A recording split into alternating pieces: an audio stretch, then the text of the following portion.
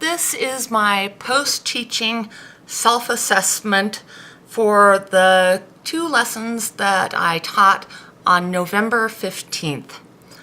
I arrived at about 7:30 a.m. to set up the video recording equipment and to distribute materials to the individual tables. This also gave me some time to practice with the smartboard for a few minutes and ask Corel a few last-minute questions. Before the activity started, I checked with Kevin, who is the sole ELL in the class, to see if he was familiar with the game of tug-of-war on which the idea of this game was based. So you're playing tug-of-war across a number line. And the idea is that students must get to either positive 11 or negative 11 using addition, subtraction, multiplication, and division. And he said he was familiar with that particular game in the context of teams tugging on each other using a rope. At the beginning of the class, Corel let me know that she needed to give a quiz. I hadn't anticipated this, and she also said she expected it to last about 10 minutes or so. It ended up lasting closer to 20 to 25 minutes. But I adapted and everything seemed to work out okay without too much of a hitch.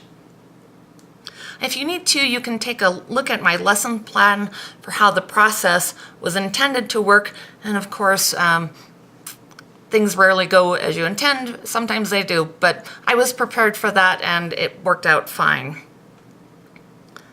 I would say that my giving of the initial instructions for how to play the game were a little bit rough, partly because I wasn't totally comfortable with the smart board.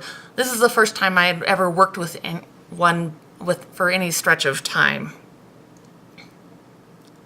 At Corel's suggestion, as the students played, I had each table and the one pair or individual play the best 2 out of 3 games. And then those pairs or the individual were given what's called a scout out card. And this is where she puts their name on a card. It's basically a success card or a good job type of card. And then those names are put in for a drawing. At least I think that's how it works. I think this helps students be motivated to do maybe a little bit better job and take the game a little bit more seriously. So I liked the incentive. Once the students started the game, I observed how students were doing, checking to see if they had any questions, and also to see if they were playing the game as intended, and to perhaps answer any other questions. And there were a few that came up, some that I hadn't anticipated, which I will discuss here momentarily. I think what I saw, or I should qualify that, what I saw was that students were engaged with doing the arithmetic to try and win the game and to win the scout out cards. I saw that they were giving thought not only to the arithmetic, but also strategizing on how they could best win the game and also how most quickly they could win the game. Different tables worked at different paces, which worked out fine. I'm guessing that Corel's strategy for seating students is partly what helped motivate that. And students were polite to each other for the most part. There was one table that was a little bit ornery with each other, but overall I think students interacted well with each other. Near the conclusion of the game, I proceeded with discussing the follow-up questions, which are included in the attachment to this portfolio. I asked students about their strategies for winning the game. Most students indicated that addition and subtraction were their main strategies. I think partly that's because addition and subtraction are easier for students to think about and to compute. Also, I think multiplication and division didn't play particularly well into their strategies. During the time that I was asking these follow-up questions about strategy, the volume of the students in the classroom got a little bit loud, particularly as students were answering questions about their strategies. It was hard to hear the responding student. Corel asked the students to calm down and be quieter so that everyone in the class could hear. This is where I don't think my classroom management was particularly good. I think that's partly because I don't know exactly what the rules are for me and what I can and can't say, but also because I just haven't quite had the time to adapt my own style in that regard.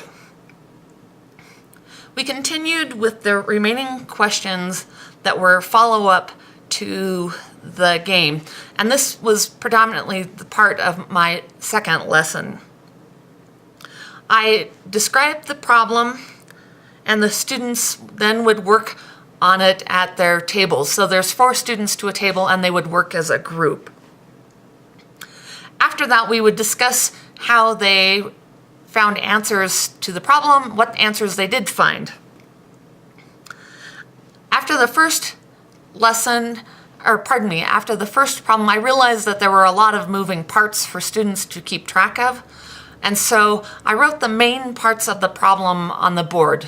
In particular, I wrote down the starting point of each problem, the numbers that students were given to solve the problem, and whether or how they could make it work for a student to win the game.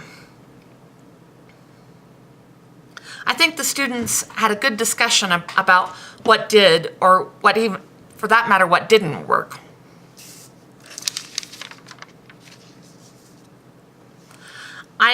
As I observed students during this discussion period of each of the questions, I saw them consider not only how to win the games with addition, subtraction, multiplication, and division, but also why particular strategies work better than others. I think they really worked hard to solve these problems. At the very end, I asked students if they liked this particular activity, and that was done by a show of raised hands. And almost all of the students raised their hands. So I was pleased that the students both learned something, but that they also enjoyed the activity. Corel asked for 10 minutes at the end of class so that the class could do some homework that they needed to get done. I hadn't anticipated it, but again, I adapted. I used that time to my advantage so that I could pick up materials and put them away and take care of any other remaining tasks that needed to be done. If I was given a do-over on this particular lesson, I would say the main thing I would do first is that I would test the activity with a friend. When I initially tested the game, I only tested it myself. This resulted in my lack of anticipation of some problems when students worked in pairs and when they played against other pairs of students. So next time, if I do this activity, I will definitely make a point of practicing the activity with a friend. Another thing is that I would schedule time, hopefully beforehand, or perhaps come in even earlier, to work with the smart board, because I didn't handle that as well as I could have. A couple of things I think I did well were that I think I had a pretty good rapport with the students as a teacher. Part of this, I think, is because the students knew me, or at least were familiar with me. But also, I seem to have kind of a knack for working with students in this age group. I also think I did fairly well in making sure Kevin was aware of the math terminology, and making sure that he was familiar with why this particular math activity was called tug of war. I also checked in on him periodically, as I did with the other students, to make sure that he was understanding what was going on and what was being asked of him. Lastly, I also think I did relatively well in adapting based on Corel's needs for her class, and also adjusting when I saw that what I was doing was not clear enough to the students. On the downside, I think I needed to have a little bit more knowledge of an experience with the classroom management. I also should have asked Corel what her approach was and or what I should be doing or not doing to respond to any classroom management issues. I think the classroom management will come in time, but I would say it's the area that I was least satisfied about my teaching. Thank you.